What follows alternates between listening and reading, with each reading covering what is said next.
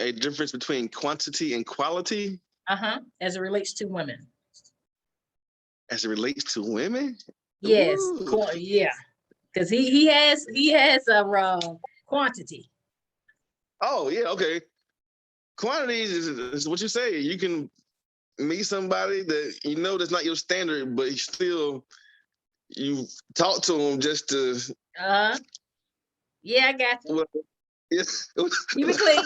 Okay. Keep it clean. Yes. Even though that they are not your style, or you know that you don't want to have any kind of relationship with them at all. So you still talk to them. So that's the quantity part. The quality is when you have that partner that has ambition, that has drive. That has drive. I respect people. You don't even have a degree. Well, I mean, it's great to have one, but I respect somebody's drive now more than anything. Actually, oh yeah. I mean, even though you don't have if you don't have education, but you have a drive to get somewhere, that I respect that. But however, I still like to have somebody with education as well. But that's one of the things that I was telling you that now that when I was younger, I used to think I want a girl to have this, I want a girl to have this, I want a girl to have this. Now I'm more. I fell back on that because you're not gonna. Because I've had girls without the college education, and I kind of didn't treat them the way I should have because of that, and I don't think that's not right. Anyway, back to your question. Quality is when you have somebody that has ambition, drive, and a go-getter, a hustler. Take care of home. Preferably, don't have to be, but educated. Has a career or working towards a career and not just a job. Yeah. And you're not gonna find that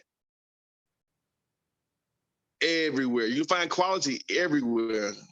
Quantity. You can find quality everywhere, but you're not gonna find. You find quantity everywhere, but you're not gonna find quality everywhere. So, that's right. The quantity is a numbers game. Whatever. Numbers game, and quality is what that person can offer you. I would say, well, not offer you, but what they have to give, and yeah. Because each partner do come into relationships with elements that they're willing to give. That's how you build and forge a meaningful relationship. You're both taking two parts, two individuals, their lifespans and understandings and hopes and dreams and all that, and you're merging those things together. So they do have to do that. Okay, so we have only a couple more minutes that we're listed up here for. So I'm going to ask a couple. Oh, I can't hear you. Can you hear me now? Yeah, I can. Okay, yeah. Okay, so I asked a couple more questions, and then we'll go ahead and close it out. So, what is some wisdom that you think that somebody gave you about a relationship that you took or did not take, and it made a difference in how that relationship either developed or ended? One thing that came to mind that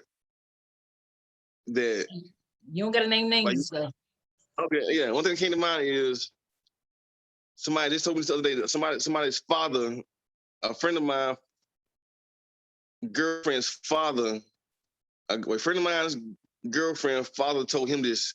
Okay. And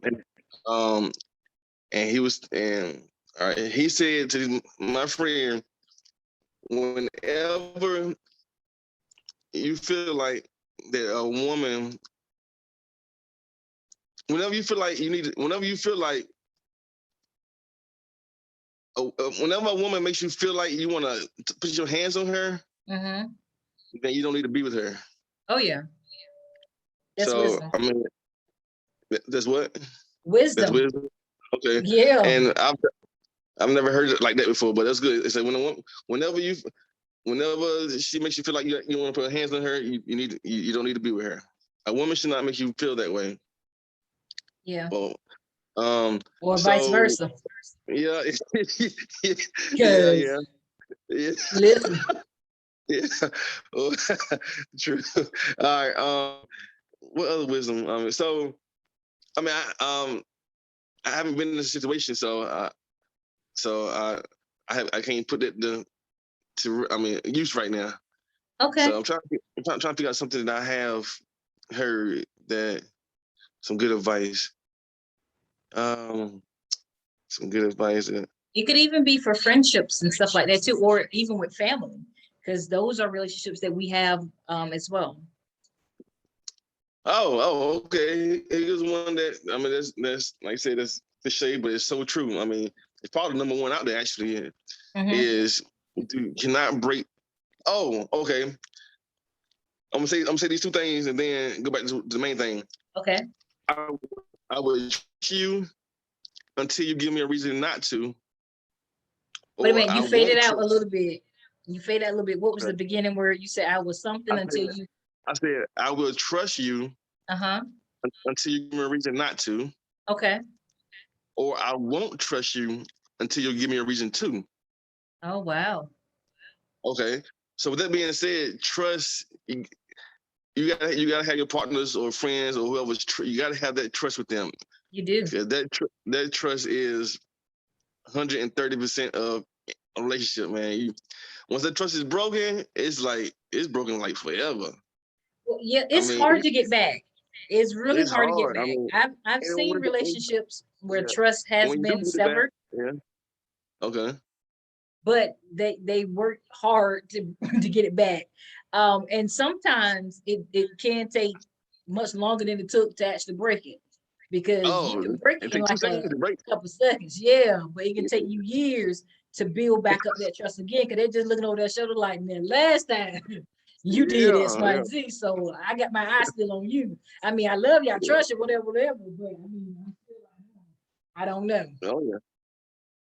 So those two things I would say the trust thing and the one I said about the putting the hands on somebody.